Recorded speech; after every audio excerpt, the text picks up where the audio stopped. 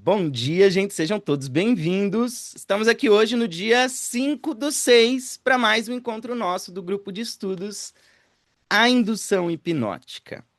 E, gente, estamos entrando, já na verdade já entramos, né, no último encontro na parte alta do livro, né? São os capítulos das partes altas do livro, vamos dizer assim. A gente está ali no capítulo 9, especificamente. Deixa eu ver se é essa página aqui. Na página 89. 89? Deixa eu ver se foi antes ou é isso mesmo. Isso, página 89 do PDF.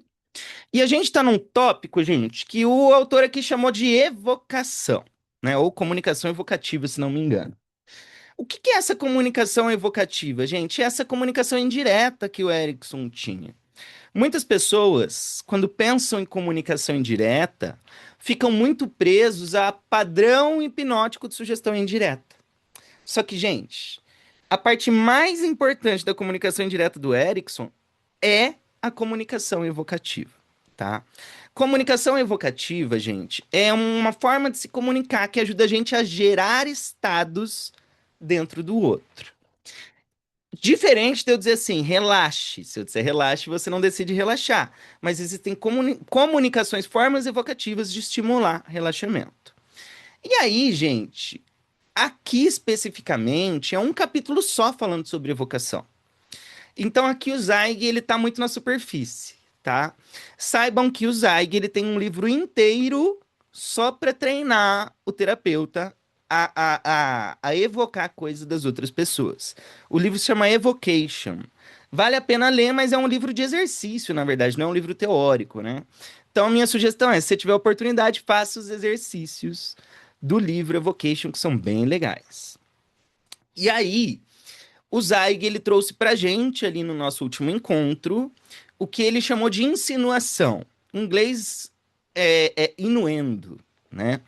Insinuação, gente, é o que o Zweig está chamando aqui de comunicação evocativa dentro desse contexto. O Erickson, ele estava o tempo todo insinuando coisas por meio da comunicação dele. Como assim insinuando, gente? Quando ele estava nesse processo hipnótico, ao invés dele dizer diretamente as coisas por meio de sugestão, ele insinuava. Ele insinuava de forma verbal, de forma não verbal. E o que que é esse insinuar, gente? Sabe quando você tá com o seu grupo de amigos e você tem um segredo, uma fofoca? Você quer contar, você vai contar, mas você não conta naquele momento e você fica ali, sabe, dando indireta pro seu amigo que tem uma coisa pra você contar pra ele? É tipo isso. Então, gente, é como se você fosse quisesse falar coisas, mas você não vai falar. Você vai tentar transmitir isso de forma não verbal, indireta para outra pessoa sacar. Isso é essa tal de insinuação aqui, tá? Então, ao invés de sempre que a gente tiver aquele impulso interno de aconselhar o cliente, talvez insinuar valha mais a pena, tá? Inclusive, gente, essa ideia da insinuação, eu estou usando o termo do Zweig aqui, né? Eu acho que é a parte mais importante da comunicação indireta do Erickson, tá, gente? Podem ter certeza disso. Bom, vamos lá, vamos seguir no livro então, gente. Peraí, deixa eu ver o que você falou. Essa insinuação também é uma semeadura? Nesse caso, não, Paulo. A semeadura, ela prepara para na hora que eu insinuar a pessoa reagir, tá? Eu acho que basicamente é isso aí. Basicamente é isso aí.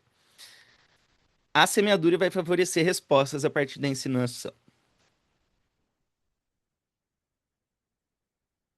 Bom, galera, vamos lembrar que no último encontro a gente trouxe aquela ideia da comunicação injuntiva e da comunicação indicativa. Comunicação indicativa, gente, é essa comunicação racional. Faz isso, faz isso, faz isso. Hipnose é isso, isso e isso. E por aí vai.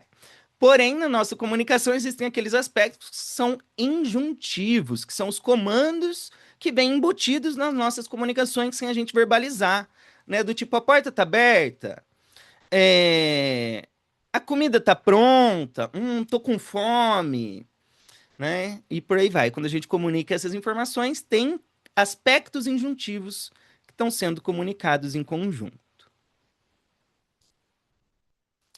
E aí, ele trouxe aqui uma tabela, né? Só que essa tabela que ele vai trazer aqui, gente, deixa eu ver só se é esse caso aqui. Ah, tá. Vamos lembrar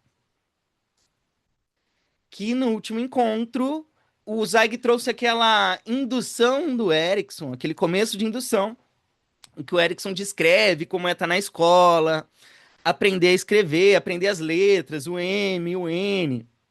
Então ele trouxe essa ideia de comunicação injuntiva a partir dessa demonstração. E agora a gente vai entrar em uma tabela em que ele fala um pouco mais sobre o que estava dentro daquela indução e o que, que ele queria dizer. Então vamos entender um pouco isso aqui. Bora lá. Então, no começo daquela indução, a primeira coisa que a gente vê é o Milton Erickson jogando o rosto para baixo e olhando para um lado específico para baixo. Ele olha para baixo, ele muda o tom de voz. Gente, informativamente, olhar para baixo não significa nada inicialmente. Não significa nada. Eu tô olhando para baixo, eu tô falando devagar. Mas se eu tô em um contexto chamado hipnose, em que alguém me pagou para ser hipnotizado e de repente eu olho para um ponto específico, eu olho para baixo, faço esse movimento com a cabeça, esse movimento, e começo a falar mais lentamente. Gente, quando eu faço isso aqui, eu já estou comunicando o quê? Entre em transe. Isso aqui já é uma comunicação diferente da minha comunicação comum. Por mais que eu não esteja falando entre em transe, indiretamente é isso que eu estou comunicando ali. Por quê? Porque a gente está numa sessão de terapia. Você me pagou, você sentou, de repente eu paro de olhar para você, eu olho para baixo, eu começo a mudar meu tom de voz e a falar bem mais lentamente. Isso aqui é uma comunicação multinível. Indiretamente eu estou dizendo o quê? Entre em transe. Esse movimento da cabeça, gente, é o movimento que a gente faz quando a gente entra em transe. O rosto, a cabeça relaxa, o pescoço cai, né? Então aqui a gente já tem comunicações multiníveis acontecendo, né? Então quando o Milton Erickson olha para baixo, começa a falar de voz com voz lenta, ele está comunicando o quê? Primeiro, entre em transe, né? Segundo, procure em mim dicas sutis. Como assim procure em mim dicas sutis, gente? Vamos lembrar que a indução ericksoniana é um processo onde eu vou deixando a pessoa sensível a essa comunicação indireta. Por eu não estar dando o tempo todo instruções diretas, a pessoa ela fica atenta para tentar entender o que, que eu estou querendo dizer para ela. E esse processo dela tentar entender o que eu estou dizendo para ela faz com que, gente, faz com que ela se engaje, faz com que a pessoa se engaje. Engajamento é o que a gente vai chamar de concentração na hipnose, né? A tal da atitude. Então, quando eu começo a ser vago na minha comunicação, a ter essa comunicação multinível, a outra pessoa quer atribuir significado e o quê? Se engaja. Se engaja para atribuir esse significado. E a partir daí, como eu não estou dando tanta instrução direta, ela vai começando a se sensibilizar e a reagir a mínimas dicas. Há uma inflexão do tom de voz, há uma gestualização e por aí vai, tá? Inclusive, gente, pensa que é como se você estivesse dando dicas, mas você não vai dar. E a pessoa vai querendo responder, porque você está comunicando, ela está percebendo que você está comunicando, mas ela não tem certeza do que você está comunicando para ela. A terceira coisa que esse tipo de comunicação transmite é responda, né? Responda as minhas mensagens não verbais, né? Bom, aí ele começa a falar, né? Vou te lembrar de algo que aconteceu há muito tempo. Quando ele diz isso, de certa forma, ele está falando lembre-se, lembre-se de alguma coisa, né? Só um comentário, gente. Vou fazer um comentário aqui. Um comentário aqui. Eu não gosto desse exemplo que o Zeig deu aqui, porque ele está fazendo uma análise. E, gente, teoricamente não se analisa esse tipo de comunicação ericksoniana. Tá? Por quê? Porque é vago, cada um vai perceber de uma forma específica.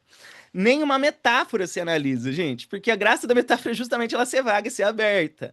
Então não se explica esse tipo de coisa quando a gente faz, tá? E aí essa explicação que a gente vai ver o Zeig dando aqui, ela é como que deixa eu achar palavras para descrever isso aqui. Ele encheu linguiça. Na minha opinião, ele encheu linguiça. Ele está trazendo como se tivesse comunicado muito mais coisa do que foi comunicado, mas mesmo assim, né?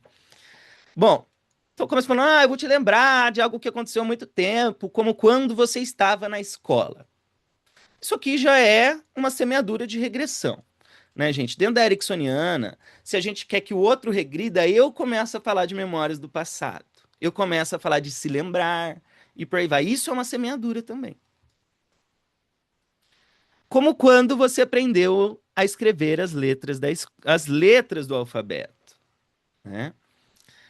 Bom, você colocou os pontos no T e os traços no I. Tá trocado, né? O ponto é no I, o traço é no T. Isso aqui é um início de confusão, uma desestabilização. Vocês não precisam saber desse ponto aqui, pelo menos não agora. Quantas saliências existe em um N e em um M? Bom, mais uma vez, ele amplifica a confusão aqui, né? E traz essa ideia de que as coisas podem ter uma ordem diferente, assim como essa ideia de se concentre dentro dessa memória. Olha, e um M? Ah, tá. 6. Gradualmente, você formou imagens mentais e visuais que ficarão localizadas permanentemente em bilhões de células cerebrais não utilizadas. Bom, isso aqui comunica o quê? Que foi um processo gradual, né? Não foi de uma vez, assim como você aprendeu até hoje. O que você aprendeu antes se sustenta até hoje. Então ele está comunicando aqui: olha, você vai aprendendo agora alguma coisa, mas esse aprendizado se sustenta. Vamos lembrar que eu não gosto desse exemplo, né? E por último, eu, enquanto falava com você, sua pressão arterial mudou, sua pulsação mudou, e assim por diante. Esse tipo de comunicação aqui, gente, isso aqui é um padrão clássico do Erickson, né? Que é um processo de descrição, né? Isso aqui, gente, favorece a pessoa entrar em transe. Inclusive, isso aqui é um dos núcleos desse curso. Vamos lembrar que uma das coisas que a gente quer é que a pessoa se identifique como em transe. Quando a pessoa percebe que ela está em transe, a expectativa aumenta, a hipnose é favorecida. Então, algumas das coisas que a gente vai fazer no processo ericksoniano é ficar ratificando essa experiência do outro. A gente vai dizer assim: olha, sua respiração já mudou, sua pressão já mudou, a cor da sua face mudou, sua pálpebra está vibrando, seu corpo está mais imóvel, eu percebo esse espasmo no seu dedo, e por aí vai. Então a gente vai ficar fazendo descrições desses processos que são involuntários, que estão acontecendo nesse momento da indução, que quando a pessoa ouvir isso aqui, ela vai perceber assim: olha, eu estou respondendo, eu estou em transe, eu estou entrando em transe, né? É isso que a gente está querendo comunicar indiretamente quando a gente diz assim: olha, sua respiração já está mais calma, né? Na verdade, eu não estou dizendo, olha, sua respiração está mais calma, eu estou dizendo para você o quê? Você está indo muito bem. É isso que eu estou comunicando, né? Isso aqui é um aspecto injuntivo da comunicação. Bom, não vou me alongar nesse exemplo, porque eu não gosto muito, mas vamos lá. Na indução do conjunto de aprendizado precoce, que é esse exemplo aí que ele trouxe, né? A ênfase está no uso de métodos indiretos para avaliar a responsividade interpessoal entre clínico e paciente. Tenha em mente que não é a engenhosidade inerente da técnica que importa. O que importa é a resposta do cliente em junção. Eu acho que é exatamente isso, gente. A gente nem pode pegar esse caso aqui como exemplo, mas a gente entende que não tem a melhor indução. E você também nem tem que ser tão indireto assim. O que importa é o quê? É a pessoa reagir. O que importa é eu comunicar e notar o impacto que essa comunicação tem no outro, como o outro reage a esse estilo de comunicação. Então não tem que ser super engenhoso, nem nada do tipo, tá? Bom dia, Afonso. Seja bem-vindo. Tá, vamos lá. A terapia ericksoniana poderia ser chamada de tecnologia de comunicação evocativa, já que, como o Dr. Erickson bem entendeu, a comunicação injuntiva é mais poderosa para provocar mudança no estado e na emoção do que a comunicação informativa. Isso aqui eu concordo 1000% com o Zweig, né? O que a gente está aprendendo a fazer na Ericksoniana é um estilo de comunicação que mobiliza estados, né? Ao invés de ser uma comunicação que é racional. Então, ao invés de eu dizer como deve ser feito, eu evoco o estado no outro. Então, eu não ensino racionalmente, informativamente. Eu dou uma experiência, eu evoco a experiência no outro.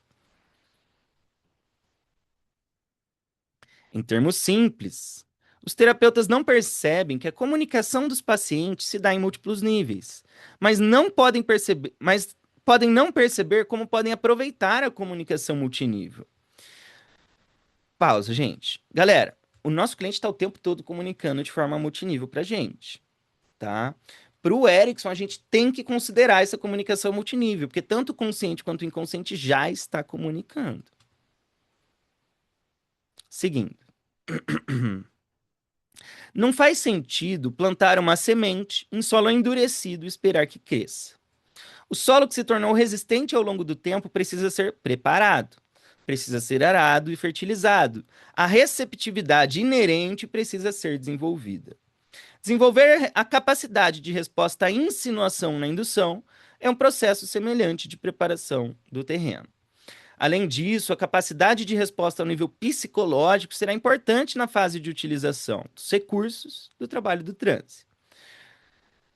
Tá, vamos já dar uma pausa aqui, gente. Esse processo de indução, como a gente está trazendo aqui na Ericksoniana, é justamente a preparação do terreno. Antes de eu falar da Ericksoniana, vamos falar numa visão mais clássica. Falando de forma séria, sobre indução hipnótica, gente, a gente sabe, literalmente, há mais de um século, com experimentos científicos, que a gente não precisa de indução, tá? Esse papinho de, tem que fazer uma indução hipnótica, alguma coisa do tipo, ó, isso é papo furado, tá, gente? Isso é papo furado. Clark Hull, professor acadêmico de hipnose do Erickson, ele lançou um livro inteiro, cheio de experimentos, comprovando isso daqui. O que a indução hipnótica faz? Ela só aumenta a quantidade de resposta que acontece a partir da sugestão. O que o Clark Hull descobriu, gente, é o seguinte: tudo que eu faço dentro da hipnose eu também faço fora. Tudo acontece fora da hipnose. Ou seja, a nível de qualidade de fenômeno, eu consigo gerar tudo fora da hipnose. Eu consigo gerar anestesia, eu consigo gerar alucinação, dissociação de personalidade, por aí vai. Não tem nada que é exclusivo da hipnose aqui. Porém, se eu faço uma indução hipnótica, não é o transe. A ritualística aumenta quantitativamente a resposta a partir da sugestão. E quando eu digo quantitativamente, é a quantidade que é favorecida. Ou seja, eu vou sugerir e a probabilidade disso acontecer é maior. Ou seja, a diferença entre eu fazer uma indução e não fazer é a quantidade de resposta, não a qualidade da resposta. Tá? No fim, a gente não precisa de indução. A gente já sabe disso aqui faz mais de século. Né? E aí, a indução ericksoniana também segue isso, né? Só que aqui a gente está se aproveitando ainda mais. Por quê? Porque enquanto eu vou fazendo indução, eu vou treinando a pessoa aqui a reagir, a responder. Né? Eu estou treinando ela a estar atenta para reagir a pequenas dicas da minha comunicação.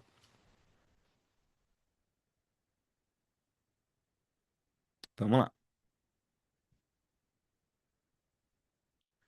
Desenvolver a capacidade de resposta à insinuação na indução é um processo semelhante. Ah, tá, eu já li isso daqui. Se o trabalho de transterapêutico envolver o uso de metáforas que se baseiam na comunicação em nível psicológico, a indução deve abrir caminho, obtendo resposta à comunicação em nível psicológico, implicitamente, alertando o paciente para a mensagem injuntiva. A estrutura implícita da terapia paralela à estrutura da indução precedente. Durante a indução, o hipnotizador fala em um nível social, fala, por exemplo, sobre aprender a escrever a letra do alfabeto. Mas em um nível psicológico, ele está convidando a pessoa a vivenciar uma fenomenologia hipnótica de alterações na consciência, modificações na intensidade, dissociação, a resposta à insinuação. Tá, gente. Vamos lembrar que isso aqui, ó, são aqueles elementos que o Zweig colocou que fazem a pessoa se perceber como em transe, né? Então, para que a hipnose de fato aconteça, a pessoa diga eu fui hipnotizada, eu vou ter que gerar ou uma fenomenologia hipnótica, ou uma alteração na consciência, uma modificação na intensidade da consciência, um processo de dissociação, ou um aumento na resposta à insinuação. A gente já viu isso aqui no capítulo passado, né? No período terapêutico de recuperação de recursos, o clínico pode oferecer, em um nível social, uma metáfora, como caminhar por uma trilha da montanha e encontrar uma mulher sábia. E em um nível psicológico, a metáfora forneceria informações sobre como acessar recursos que levam a um comportamento eficaz. Então eu estou falando disso aqui, mas na verdade eu estou falando daquele outro, né? Eu estou falando disso, mas indiretamente estou falando dessa outra coisa aqui. Em essência, a indução prepara a terapia e serve como um análogo estrutural do tratamento. A comunicação evocativa serve como substrato tanto para a indução quanto para a terapia. Gente, o que ele está dizendo aqui? Que serve para a indução quanto a terapia? Porque, gente, depois que a pessoa ficou sensível, ela vai passar a reagir. E isso aqui vai ajudar o processo terapêutico. Tá? Isso aqui vai preparar a pessoa para reagir a esse tipo de comunicação, a esse tipo de sugestão. E aí percebam, gente, que se eu quero comunicar coisa para você, eu não vou comunicar qualquer coisa, tá? De fato, a gente vai usar processos metafóricos, mas eu vou adaptar isso para algo que prenda sua atenção. E eu vou falar sobre isso, mas querendo falar sobre aquela outra coisa lá.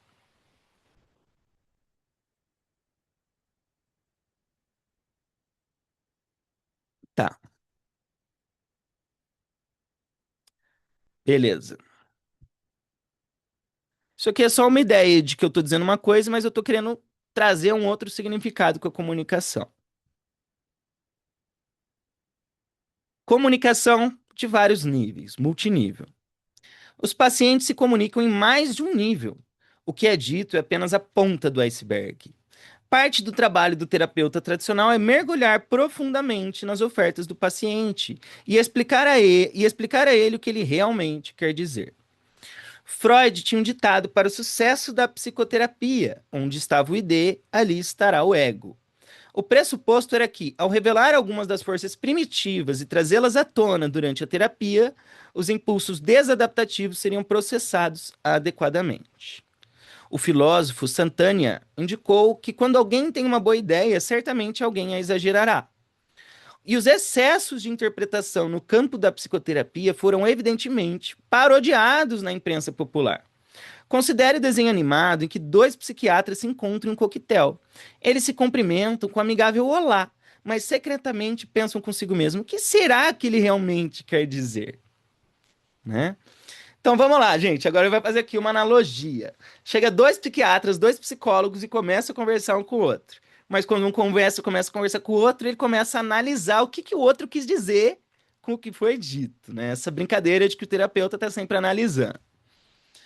A interpretação dos significados de um paciente frequentemente se baseia o quê? Na predileção teórica do clínico. A seguinte paródia das escolas contemporâneas de psicoterapia destaca a comunicação, como a comunicação multinível se configura no tratamento clínico. Peraí. Digamos que um paciente deprimido entra em uma sala de consulta e diz ao terapeuta: está realmente um dia lindo. Como que o terapeuta poderia responder a isso, gente? Se for um terapeuta rogeriano é de Carl Roger, gente, é humanista. Ele poderá dizer: parece que você está se sentindo muito bem hoje. Os rogerianos são especialistas em empatia e reconhecem que o subtexto emocional pode ser desenterrado. Reflexões empáticas sobre a estrutura emocional subjacente à comunicação do paciente são consideradas uma condição especial para o crescimento do paciente. Já, se for um terapeuta cognitivo-comportamental, alguém que trabalha com TCC, ele pode perguntar que dados você usa para apoiar essa afirmação de que o dia está lindo hoje, né?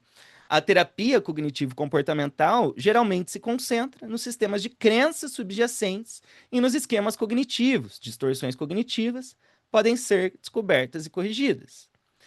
Se um terapeuta for psicanalista, ele poderá dizer o quê? Aham, isso. Me pergunto por que você está falando comigo com tanta familiaridade assim. Talvez você esteja me confundindo com uma figura da sua infância. Talvez esteja me confundindo com seu pai. Os psicanalistas se concentram na transferência, resquícios de experiências iniciais que distorcem eventos contemporâneos. A transferência subjacente, portanto, deve ser trazida à tona e analisada. Gente, ele vai dar outros exemplos. Aí vamos pensar um pouco o que ele está querendo dizer aqui. O que ele está querendo dizer aqui? O que ele está querendo dizer aqui, gente, é que, inevitavelmente, a gente já está influenciando todos os nossos clientes. Inevitavelmente. É, muitas terapeutas ficam com melindre com relação à manipulação, mas você já está manipulando o seu cliente, você já está gerando uma influência, invariavelmente, só de ser um terapeuta. Tem muito terapeuta que fica com medinho e que acha errado a ideia de manipulação, mas você já manipula, você já faz isso. Gente, se você vai numa sessão de psicanálise, você vai sair com problema de pai e de mãe. Se você vai para uma terapia comportamental, você vai sair com problema de comportamento. Se você vai numa análise transacional, você vai sair com problemas de adulto, de criança livre, e por aí vai. Quem vai numa terapia de constelação familiar sai com problema de antepassado. O que eu quero dizer com isso? Você já está influenciando o seu cliente. Só de você ter uma lógica terapêutica, um raciocínio terapêutico, isso já está sendo projetado. E por mais que você não verbalize isso aqui, indiretamente você está comunicando e está influenciando. Você já está manipulando o seu cliente só de ter um raciocínio terapêutico, tá?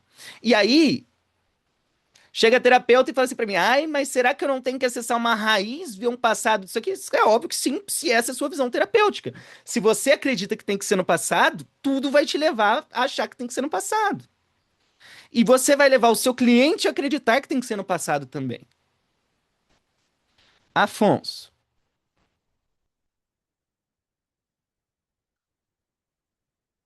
pode falar. Afonso.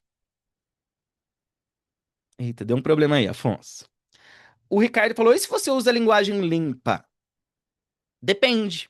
Depende. Por quê? Depende da pré-sugestão, do contexto, né? Porque tudo isso aqui também é informação, né? Também é informação. Gente, muitas vezes a gente fica assim, ai, essa minha forma de hipnose não tem sugestão. Você vai ver, tem pré-talk antes. O que que é pré-talk? É sugestão, né? Então, assim, linguagem limpa tem sugestão? Teoricamente não era para ter, mas depende da forma que está sendo aplicado. Eu vou dar um exemplo aqui do Paulo, né? Que o Paulo ele trabalha com uma abordagem limpa, mas existe uma influência ali. Porque quando o Paulo ele aplica a modelagem simbólica, indiretamente ele está dizendo assim: ó, os recursos estão dentro de você, o processo aqui é emergente, eu sei que você pode se reorganizar, a solução está dentro de você. Ele está comunicando isso o tempo todo, por mais que ele não esteja verbalizando, tá? Ah, eu acho que é mais limpo, né? Eu acho que é mais limpo. Mas é que daí depende de como a gente tá olhando isso aqui também. Vamos lá. Se um terapeuta. Pode entrar, Paulo. Pode entrar. Só para responder o Ricardo rapidinho, a questão do ser ou não limpo é justamente qual é o motivo que você faz aquela pergunta. Se você está fazendo para satisfazer o ego do terapeuta ou se você está fazendo para ajudar o sistema a se desenvolver. Uhum. Então, ao fazer a pergunta, eu estou fazendo tirando a pessoa do contexto que ela está se encontrando, não tem problema eu fazer isso, mas qual é o motivo de eu estar fazendo aquilo? Se eu estou Uhum. fazendo porque eu acho melhor, porque eu estou seguindo o meta padrão, eu coloquei eu estabeleci o recurso, eliciei o problema, quebrei o padrão, depois eu coloco mais recurso e depois eu colapso. Tudo bem fazer isso, mas se eu estou fazendo as perguntas com isso na minha cabeça, eu não estou sendo limpo. Agora, se eu estou fazendo as perguntas num sentido de, olha, eu estou seguindo o que a metáfora que a pessoa está me trazendo, eu estou trabalhando dentro da lógica da própria metáfora, aí eu estou sendo limpo. Porque é o que o Sim. Roberto está falando, a gente não tem como não se comunicar. E como a gente trabalha com uma questão de mudança terapêutica, a pessoa, quando ela está vindo, ela está buscando algum tipo de mudança terapêutica. Então a Uhum. limpeza é justamente essa. Se eu estou respeitando o sistema da pessoa, ou se eu estou impondo o meu conteúdo sobre ela. Você tá colocando coisa. É, faz todo sentido. Faz todo sentido. Peraí. Peraí, Vamos Paulo, lá. interessante. Explica melhor isso daí. Entre ego, que você tinha falado? Ele tá falando de ego do terapeuta, naquele sentido de, ah, eu acho que eu tenho que acessar a causa. Se o terapeuta acha que Peraí, tem ele que falou o acessar o que ego, se eu. causou, já é o ego do terapeuta. Tá, isso daí eu já entendi, mas ele falou: se eu sigo o roteiro do metapadrão, eu tô usando o ego. Se eu Eu, faço as eu- perguntas. Se eu sigo o roteiro do método padrão, eu estou seguindo aquilo, a minha especialidade. Eu estou sendo eu o especialista. Eu não estou Ok. deixando o cliente ser especialista no problema dele. Porque eu sei que o meta padrão funciona, então em vez de eu entender qual que é a relação da pessoa com o vício dela, eu sei que se eu aplicar o meta padrão diversas vezes, eu vou. O vício não, mas vamos pensar uma fobia. A pessoa tem uma fobia de sapo. Eu não sei o porquê que a pessoa tem a fobia de sapo. Só que eu sei que se eu aplicar o metapadrão diversas vezes, eu consigo ressignificar aquela fobia. Uma questão neurológica, uma questão que a ciência já provou que dá para ser feito. Se Que é eu o que a maior uso, parte das outras linhas fazem, cada um aplica a sua técnica. cada um aplica a sua técnica. Quando a gente está utilizando dentro da metodologia limpa, usando, por exemplo, a própria modelagem simbólica, eu não vou usar o metapadrão, apesar de eu reconhecer pessoa entre nos estados de recurso, eu vou reconhecer o que a pessoa está fazendo, eu vou reconhecer. Só que se a pessoa está no recurso, eu falar assim, eu vou quebrar o padrão. A pessoa quando está aplicando a linguagem limpa, ela não pensa, eu vou quebrar o padrão aqui. Sim, Entendeu? Ela está sim. fazendo a linguagem limpa, ela não está, não. Beleza, a pessoa ela já vivenciou o recurso suficiente, agora eu vou quebrar o padrão. Na linguagem limpa, esse tipo de mentalidade não acontece. Existe a ressignificação, mas só que o jeito que se chega o caminho é diferente, o caminho que a gente pensa é diferente. Uhum, uhum. Então, você Sim, está sendo mais fluido, mais natural e menos artificial, usando a técnica. menos intrusivo e mais evocativo, vamos dizer assim. Ah, Eu estou aproveitando mais aquilo que a pessoa está trazendo, então eu não utilizo uma psicoeducação. Eu vou através. A ideia da linguagem limpa é você utilizar a experiência da pessoa. Então, eu vou perguntar para a pessoa, nesse caso da fobia, para ela, qual que é a representação dela dessa fobia. E a partir dessa representação, a pessoa fala assim: quando eu encontro um cachorro, é como se eu encontrasse um grande urso na minha frente. Uhum, Eu não vou, eu vou trabalhar dentro da metáfora do urso. O que que ela quer que aconteça quando acontece de ter um urso na frente dela. uhum. Isso Vamos. já Pode vai falar. induzir a pessoa a encontrar o recurso, mas só que não é padrão. Se a pessoa falar assim, eu não sei, eu preciso utilizar outros mecanismos para ajudar ela, porque se ela fala eu não sei, o que que ela está dizendo? Cognitivamente, ela não está conseguindo processar a situação. Isso, Tá faz sentido. muito denso para ela, tá muito difícil para ela pôr em palavras. Então, se eu estou fazendo alguma pergunta limpa para ela e a resposta é eu não sei, do terapeuta são duas coisas. Ou eu aguardo, porque às vezes é só uma questão do download acontecer e a pessoa terminar de processar cognitivamente a pergunta, ou eu vou voltar alguns pontos para trás e utilizar outro vetor, e a partir de outro vetor eu vou tentar chegar ali. Mas não é um jeito artificial, é um jeito diferente de usar o próprio sistema que é da pessoa. Então, a É postura da emergente linguagem evocativo, né? emergente Usar o próprio evocativa, sistema. a postura da linguagem limpa é como um terapeuta ingênuo. É um médico ingênuo. É a pessoa que sabe bastante da teoria, mas só que ela não sabe se aplica para aquela pessoa ali na minha frente. Uhum. Vamos traduzir isso para o contexto que a gente está falando aqui. Até alguém que trabalha com linguagem limpa, dentro de uma visão de comunicação injuntiva, ele está comunicando. O que Sim, que alguém que sim. trabalha com linguagem limpa está comunicando injuntivamente? Encontra dentro de você potencial. A Traga as suas responsabilidade da metáforas de mudança é solução. sua. É isso que a gente está comunicando.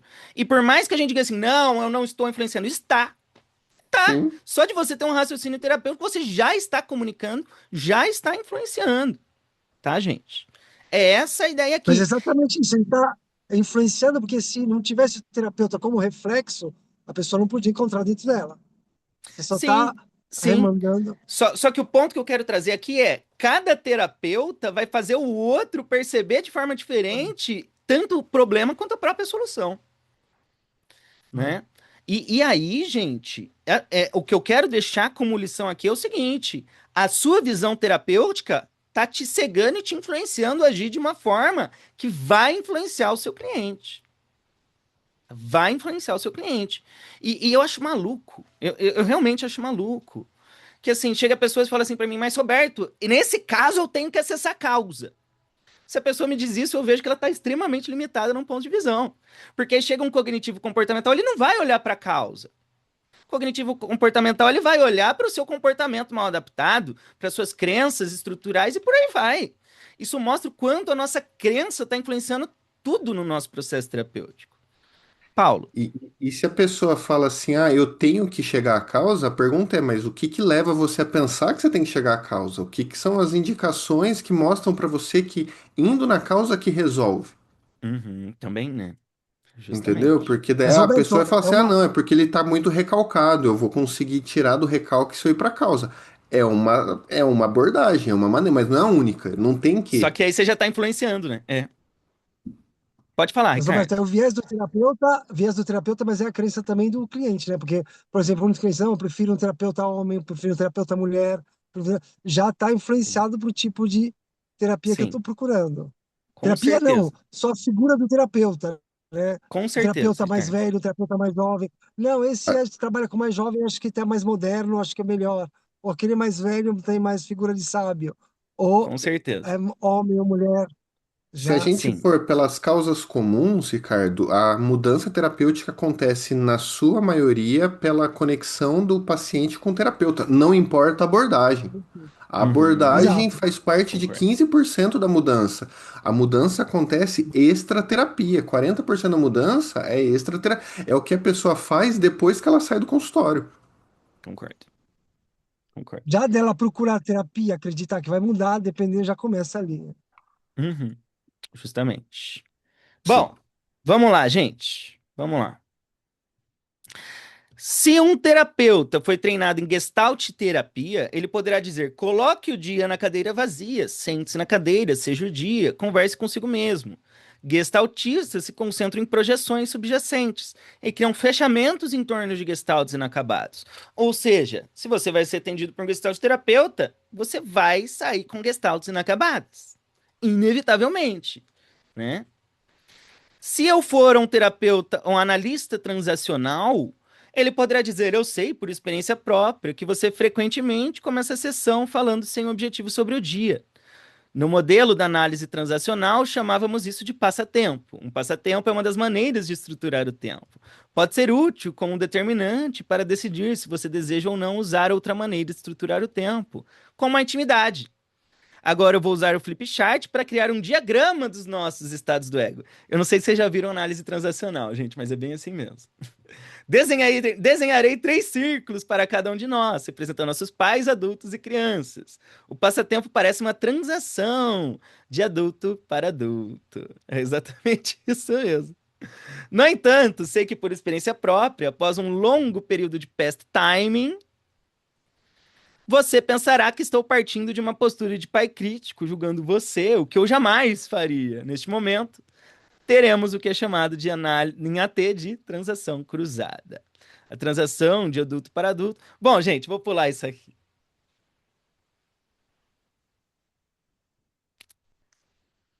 Então, o que que aconteceria se o paciente deprimido entrasse em um consultório de um terapeuta ericksoniano?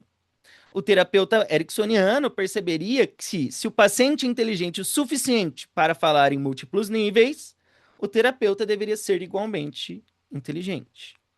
Além disso, em uma conversa educada, é indelicado interpretar a estrutura subjacente da oferta conversacional de alguém. Pausa. Pausa. Aqui é o Zag já projetando as crenças dele e do Erickson, tá? Isso aqui é a crença do Erickson, eu vou trazer isso aqui para vocês um pouco mais aberto. O Erickson, gente, ele estava trabalhando justamente com essa visão de respeito, né? De respeito. Porque assim, gente, a gente, como cliente, está comunicando em múltiplos níveis mesmo. O seu cliente vai trazer informações que ele não vai falar para você de verdade. Não vai falar. Ele vai estar falando de umas coisas, às vezes, de forma vaga. Ele vai estar deixando uma informaçãozinha de lado. Tem coisas que ele não acessa conscientemente, mas o corpo já está acessando. Então, se ele já está comunicando muitas coisas em múltiplos níveis, o meu trabalho é respeitar isso. Não é eu ficar trazendo à consciência coisas que ele mesmo não está na consciência dele.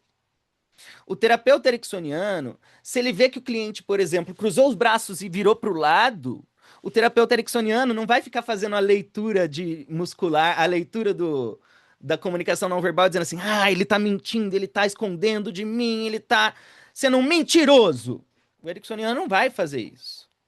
O ericksoniano, ele vai falar assim, olha, a pessoa fez isso, ele está comunicando isso para mim. Eles têm uma informação que está sendo comunicada, mas a consciência não está acessando. Então eu vou comunicar tanto com a consciência, tanto com isso aqui. Só que com cada um eu vou comunicar em nível diferente. Né? Isso é o respeito ericksoniano ao nível de comunicação do outro. Porque, gente, não é que o outro está mentindo para você. Gente, na terapia a pessoa mente para si mesma. A pessoa mente para si mesma. Gente, a pessoa está vindo na terapia porque ela está resistente. Ela está vindo porque ela está resistente. Tá? Ela está vindo porque ela está resistente. Resistente à mudança. E tá tudo certo. Porque senão ela não estaria na sua frente. Ela quer tirar essa resistência, ela quer resolver. Então, eu, como terapeuta, eu vou respeitar o nível de comunicação dessa pessoa. E aí, o Erickson, gente, ele estava o tempo todo tendo essa comunicação em dois níveis, de corpo e de razão. Só que ele estava a nível de respeito, porque assim, tem cliente que vai chegar e já vai começar a trazer tudo a nível racional. Já vai falar informativamente tudo sobre o problema. Se o cliente chega e começa a falar informativamente sobre o problema, o Erickson trabalharia a nível informativo.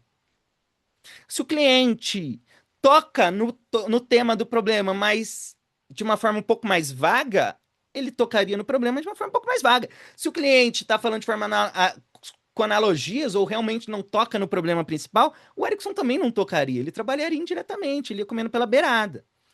Né? Muito bom, muito bom.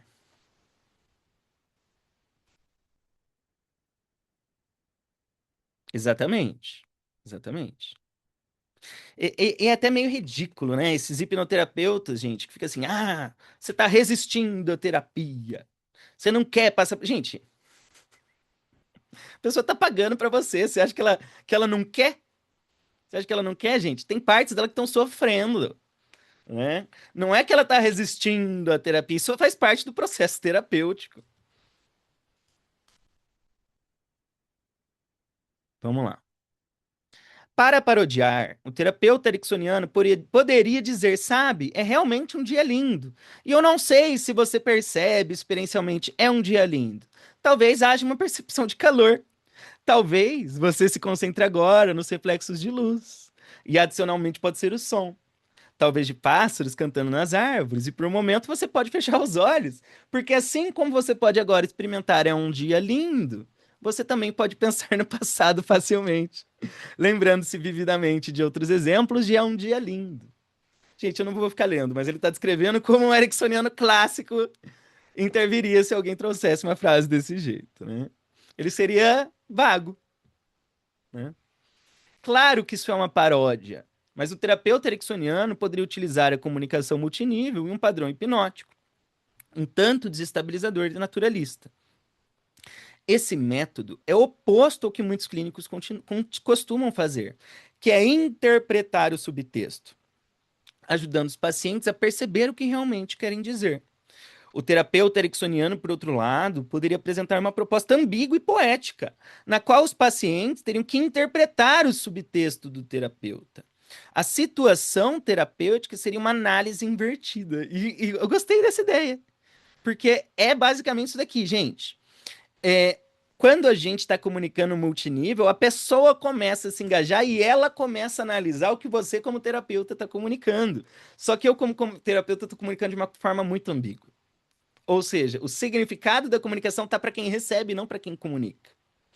Né? Por isso que é a pessoa se interpretando a comunicação à medida que ela vai acontecendo.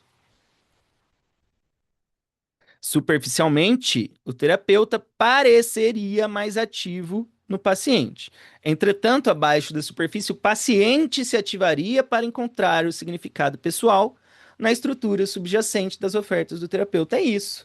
É isso. Isso aqui explica muito da visão de Erickson, gente. Muitas pessoas, quando olham de fora a hipnose ericksoniana, parece que é o terapeuta que está o tempo todo ativamente colocando coisa dentro do cliente, né? Reprogramando, inserindo informação. Mas na prática é o oposto. Quando eu comunico de forma vaga e ambígua, você energiza a sugestão. Você se engaja, você fica assim, meu, o que que ele está querendo dizer com isso? E você atribui esse significado, né? Então, na verdade, a atividade maior é dentro do cliente, não é terapeuta-cliente. É cliente dentro do cliente. Talvez uma metáfora ajude. O paciente apresenta ao terapeuta um presente, um problema embrulhado em um sintoma. Em vez de analisar a estrutura subjacente, o terapeuta ericksoniano pode apresentar um presente de volta ao paciente, uma solução embrulhada em uma técnica multinível como uma metáfora. O paciente se ativa para perceber este presente inerente.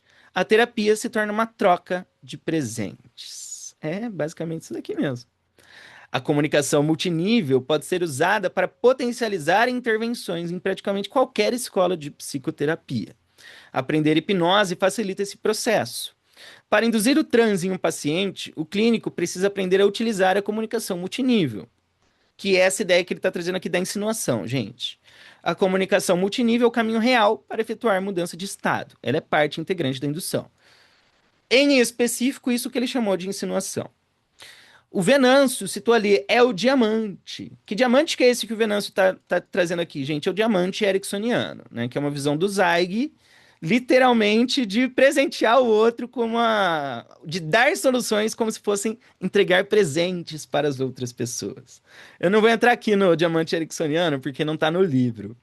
Mas essa é a estrutura que o Zweig especificamente criou para embrulhar essa entrega das soluções ericksonianas, né, das intervenções ericksonianas. Injunção e indução. Injunção, gente, é essa comunicação que insinua, tá? Em inglês, o Zweig chamou de inuendo. A indução da hipnose baseia-se no uso da comunicação evocativa. Não obrigatoriamente, né, da hipnose ericksoniana. A hipnose pode ser vista como um estado intensificado de responsividade, predominantemente avolitiva. Pausa. Eu achei interessante essa frase aqui, porque essa frase aqui, gente, é a definição de hipnose para o modelo sociocomportamental. Quando a gente vai ver o modelo mais científico que existe de hipnose, a definição do modelo sociocomportamental de hipnose é o quê? É um comportamento de hipersugestionabilidade. É um comportamento deliberado de hipersugestionabilidade e alta responsividade. É a mesma coisa que ele está dizendo aqui. Então, é um estado de responsividade avolitiva. O que é avolitiva, gente? É onde eu estou respondendo sem eu decidir. Então, é o tal do comportamento de hipersugestionabilidade. Aos aspectos injuntivos e expressivos da comunicação. Uma das manifestações mais importantes da hipnose é a responsividade modificada do paciente aos estímulos mínimos. Esse é o nosso objetivo na indução ericksoniana. Qualquer indução, incluindo a indução do conjunto de aprendizado precoce, que é a indução das letras lá do alfabeto, pode ocorrer em um contexto que indiretamente define a situação como hipnose. Definir a situação como hipnose, direta ou indiretamente, prepara o cliente para responder a mensagens implícitas. Então, tá, o que ele está querendo dizer aqui, gente? Quando você cria um contexto chamado hipnose e começa a se comunicar multinível, a pessoa vai perceber. E ela vai passar a responder mais a essa comunicação multinível. Então, traduzindo, criar um contexto chamado hipnose favorece a hipnose. O terapeuta, então, trabalha para aumentar as respostas a pistas mínimas e sugestões indiretas. Em uma situação definida como hipnose, o transe é o período em que o ouvinte percebe que há mais comunicação do que apenas a denotação de palavras e responde de acordo. Mais uma vez, isso aqui é a visão ericksoniana, né? Isso aqui é a visão ericksoniana. A hipnose se baseia na comunicação multinível, da mesma forma que piadas, que a música, que a arte se baseiam em mensagens expressivas multiníveis. Métodos multiníveis são instrumentais para influenciar estados. Nos métodos ericksonianos, a comunicação evocativa é usada durante todo o processo de hipnoterapia, não durante apenas a indução. Tá, mais uma vez, gente, vamos lembrar que dentro dessa visão do Zweig, a comunicação injuntiva está no mesmo nível do que a arte. Está no mesmo nível do que a arte. Quando você lê um poema, você é tocado pelo poema. A experiência da poesia te transmite, gera estados, né? É a mesma coisa da música, né? Quando você ouve a música te toca, a música te emociona. Se eu dissesse se emocione, você não conseguiria. Mas a arte tem esse poder de mobilizar os estados dentro da gente. A hipnose se baseia na comunicação multinível. Ah, tá, isso aqui eu já li. Nos métodos ericksonianos, a comunicação evocativa. Ah, tá, já li também. Semelhantemente à metáfora, a injunção está a um passo de expressar diretamente sua mensagem explícita. Vamos parar aqui. Então, a ideia da metáfora ericksoniana é eu falar sobre isso enquanto eu falo sobre isso daqui. Tá? Então, eu vou estar falando sobre isso, querendo falar sobre isso daqui para você. Eu posso até deixar um pouco explícito. E a ideia é que fique um pouco explícito muitas vezes. Mas eu não vou tocar nesse tópico que eu tô tocando aqui de fato. Tá? Pode ser um pouquinho mais distanciado ou muito mais distanciado. Depende da abordagem que você quer trabalhar.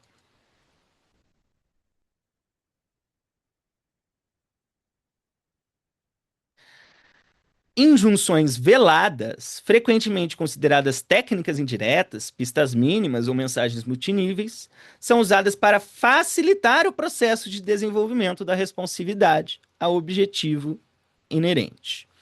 O uso criterioso da implicação pode aumentar a eficácia terapêutica durante todas as fases de hipnoterapia, especialmente quando os objetivos da terapia são direcionados à obtenção de estados eficazes. Exemplo, indução do tomateiro. Muito bem. Justamente isso. Gente, vamos lá. Vamos lá. Se eu tenho um cliente que tem depressão, ele está cheio de problema na vida e eu quero que ele tenha resiliência. Resiliência. Não adianta eu virar para essa pessoa e falar assim: oh, aguenta firme aí. Você vai dar conta. Seja resiliente. Resiliência é um estado. Não é algo que você decide simplesmente ter. Não é tão simples assim, resiliência. Então, como que eu posso sugerir resiliência sem dizer seja resiliente? Alguém aqui tem sugestões? Sem usar palavras. Como que eu posso, sem falar nada, sugerir resiliência para alguém?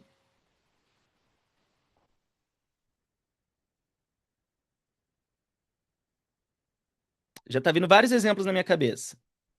Chuta a bola, muito boa. Pode ser, pode ser. Isso seria um exemplo, só que aqui ainda tem o aspecto verbal. Não, verbal, isso daí seria ótimo. Gente, já tenho ideias aqui. Vamos lá, ó. Se eu virar pra pessoa e fazer assim, ó. Eu tô comunicando a mesma coisa. Estou comunicando a mesma coisa. Se eu disser assim, ó. Eu tô comunicando a mesma coisa. Tá? Se eu pego uma folha de papel para essa pessoa, faz assim, ó. Amasso, faço assim, ó.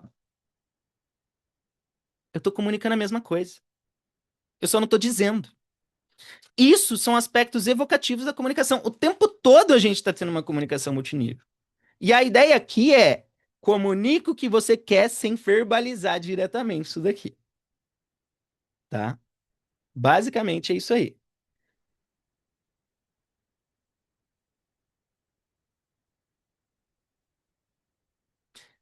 Tá. Vamos considerar como os métodos injuntivos funcionam poderosamente para promover a hipnose.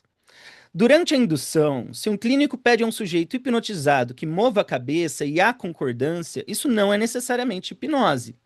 Não mesmo, né, gente? Porque você diz para a pessoa mover a cabeça e ela decide movimentar a cabeça, isso é o quê? É uma instrução, né? É uma instrução.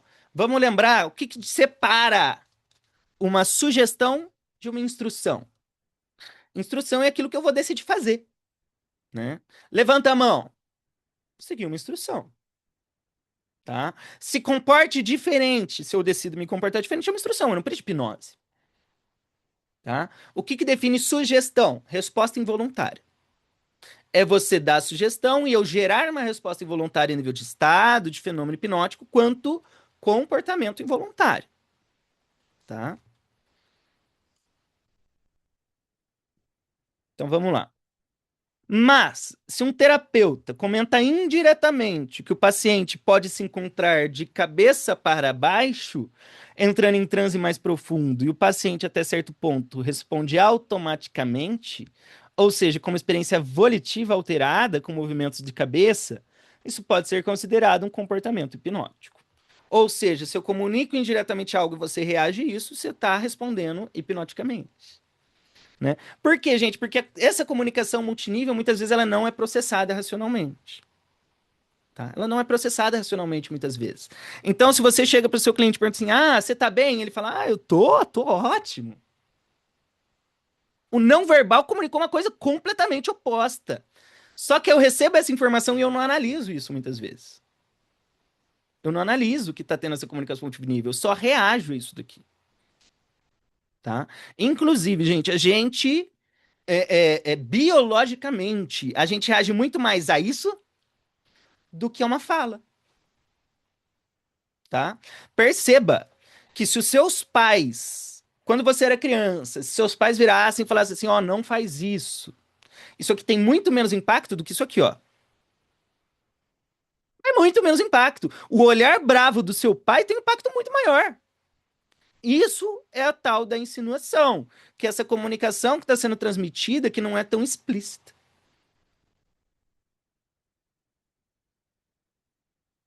Vamos lá. Aqui está outro exemplo. Se o terapeuta disser a uma paciente hipnotizada levante o braço e ela responder à instrução, por que isso seria considerado um comportamento hipnótico? De fato, né? Se ela decidiu levantar o braço, não é hipnótico. Portanto, o terapeuta observa pistas para promover respostas autônomas. A oferta poderia ser: você pode levantar o braço? Inclusive, quem é meu aluno? Que padrão que é esse aqui?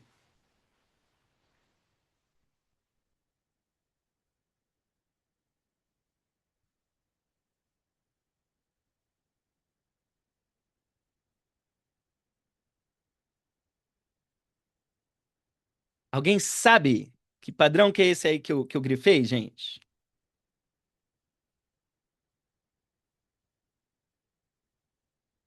Ixi, travou meu PC. Não tô nem vendo a tela. Peraí que bugou tudo, gente. Bugou tudo. Ótimo. Peraí que tá bem bugado aqui. Ué, voltou. Ótimo. O Afonso acertou. Isso aqui é um padrão hipnótico chamado postulado conversacional. É isso mesmo. Muito bom, Afonso. É um postulado conversacional. É uma pergunta que você faz querendo que o outro responda, né? Vamos traduzir isso aqui para outros exemplos. Você pode colocar as suas mãos sobre as suas coxas? Você pode fechar a porta? Quando eu pergunto, você pode fechar a porta? A pergunta é sobre a sua capacidade, mas em direto eu tô dizendo o quê? Fecha a porta. Eu tô perguntando se você é capaz, não tô mandando você fechar, mas indiretamente eu tô comunicando, fecha a porta. Né? Isso é um postulado conversacional. Vamos lá. Ah, tá. Diretas, onde que eu parei? A oferta, você pode levantar o braço, é uma comunicação em dois níveis, que seria entendido como uma declaração de fato ou sugestão.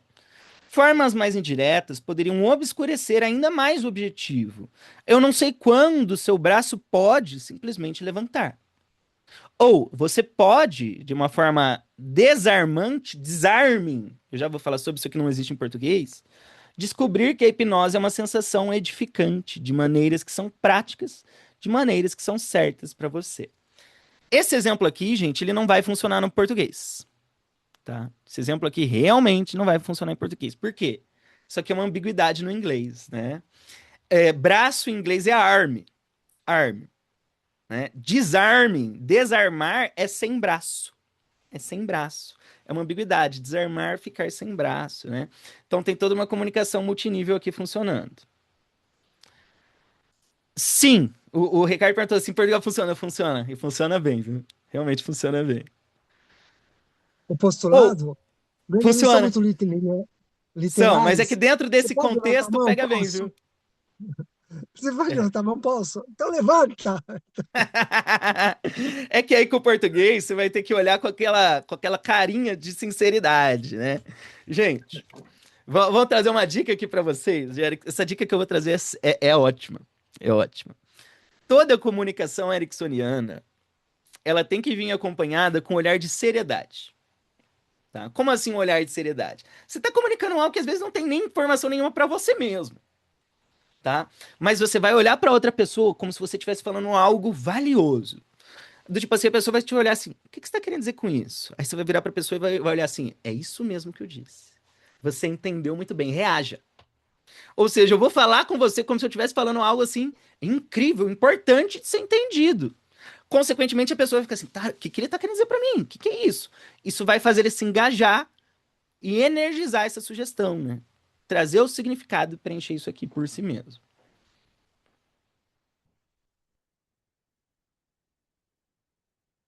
Vamos lá. Ah, tá. Ou uma série de mini histórias poderia ser contada. Você já teve experiência de ser uma criança em uma sala de aula, querendo fazer uma pergunta do professor? Gente, por quê? Quando eu faço pergunta, eu levanto meu braço, né? Isso aqui é uma forma evocativa de fazer a pessoa levantar o braço, né? Você já teve experiência como criança de ir à cozinha e querer biscoitos em uma prateleira? Uma criança alcançando biscoitos em uma prateleira, né? Você já teve experiência como criança de estar em um carro com a janela aberta e querer sentir as correntes do ar, né? A mão fora do carro?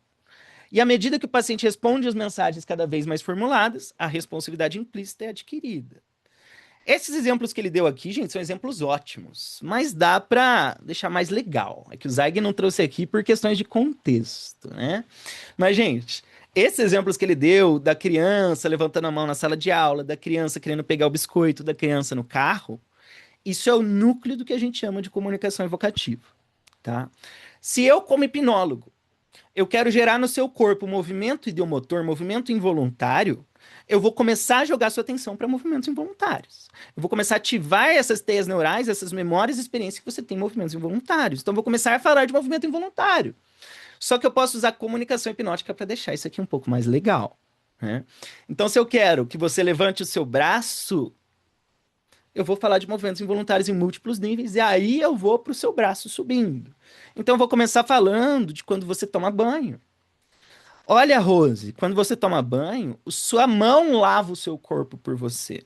Você pode ficar na sua cabeça resolvendo problemas que involuntariamente a sua mão, Rose, se movimenta e te limpa. Da mesma forma, Rose, eu me lembro muito bem quando eu estou numa aula e eu quero fazer uma pergunta, eu levanto a minha mão, Rose. E a minha mão, Rose, sobe involuntariamente. Eu não preciso mandar a minha mão, Rose, se levantar lá em cima. Minha mão apenas se movimenta.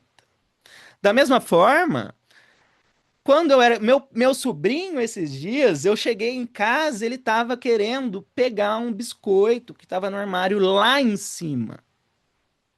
Gente, o que que eu estou comunicando aqui indiretamente? Mão, subir lá em cima, né? Eu tô falando sobre isso aqui de forma indireta, mas te dando pistas sobre isso ao mesmo tempo.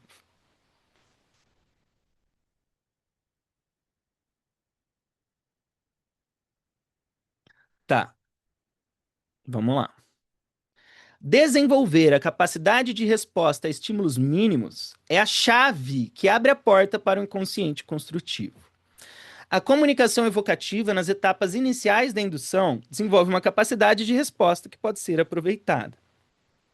Gente, que capacidade de resposta é essa? Resposta a mínimas intervenções, né? A mínimos estímulos. Durante o período terapêutico, para elicitar e desenvolver os recursos. Do ponto de vista da comunicação, é melhor não julgar o potencial de transe como bom, razoável ou ruim. Por que que é melhor você não julgar, gente? Porque se você começa a julgar, você já começa a comunicar, tá? É melhor eu, como terapeuta, ter a certeza de que você vai reagir da forma adequada do que eu começar a analisar a sua responsividade. Porque se eu começo a analisar e eu acredito que você não reage bem, minha comunicação não verbal já vai transmitir isso aqui também e vai fazer você não reagir bem como consequência.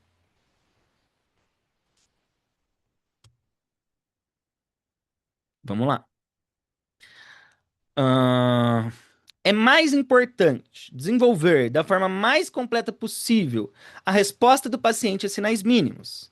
Na hipnose tradicional, a metáfora predominante é a profundidade do transe.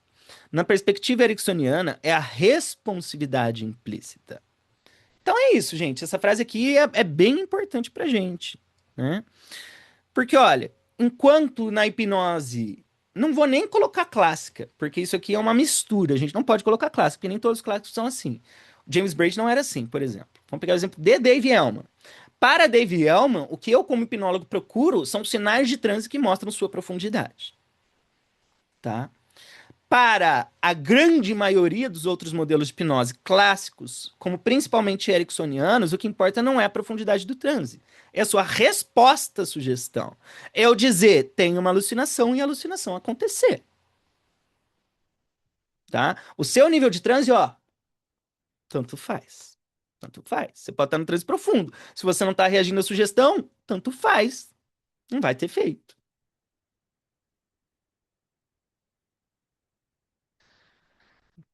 Novamente, a indução termina quando a responsividade implícita é desenvolvida na medida do possível.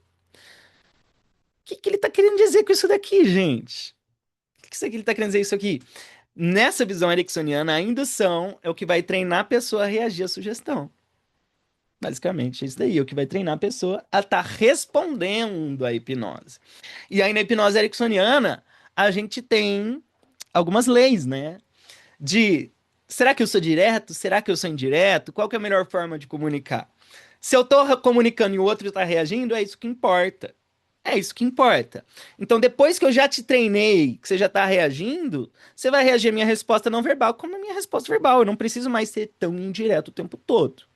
Mas você vai estar respondendo ao inuendo, né? O inuendo é a insinuação, né? Técnicas subsequentes, como metáforas, utilizam a responsividade implícita para promover objetivos terapêuticos. Desenvolvendo a responsividade. Desenvolver respostas à comunicação implícita e expressiva é fundamental para a hipnose. A indução é um período em que se adquire a capacidade de resposta à injunção. Olha que interessante essa visão aqui, gente. Olha que interessante isso daqui. O uso de técnicas evocativas específicas será discutido no capítulo sobre a linguagem da hipnose. Uma gramática específica é necessária para eliciar resposta à implicação. Uma ressalva: tanto as mensagens verbais quanto as não verbais transmitem significado implícito. A comunicação hipnótica, na melhor das hipóteses, desenvolve a capacidade de resposta à trama total da comunicação, não apenas às palavras. Então, na hipnose não verbal, a gente não está preso só à sugestão direta, né? A gente vai usar o nosso corpo para comunicar também. E aí, acabamos oficialmente o capítulo 9. Galera, alguma dúvida, questão? Manda aí. Agora é a hora.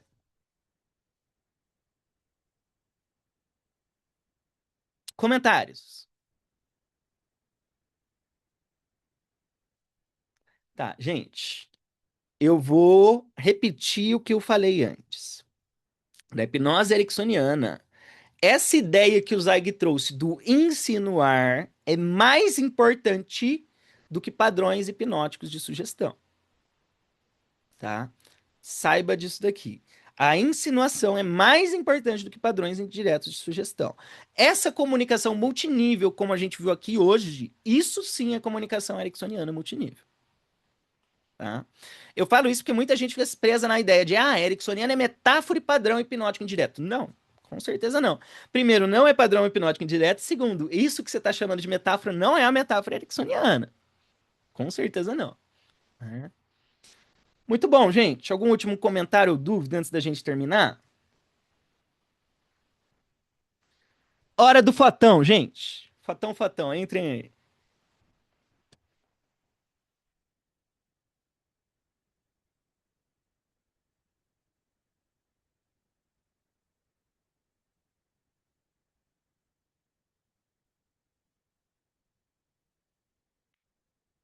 Fotão, fotão, ainda dá tempo, gente.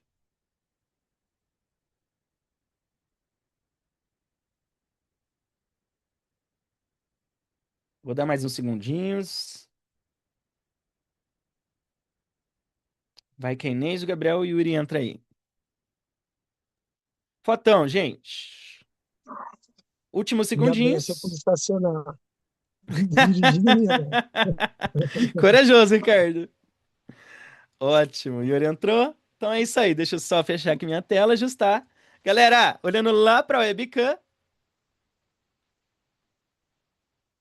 Espera aí que eu vou salvar. Vamos tirar mais uma. Aguenta aí. Mais uma vez, gente, lá na webcam. Muito bom, galera, muito bom. Gente, antes da gente terminar, avisos paroquiais. Avisos paroquiais. Deixa eu desligar aqui.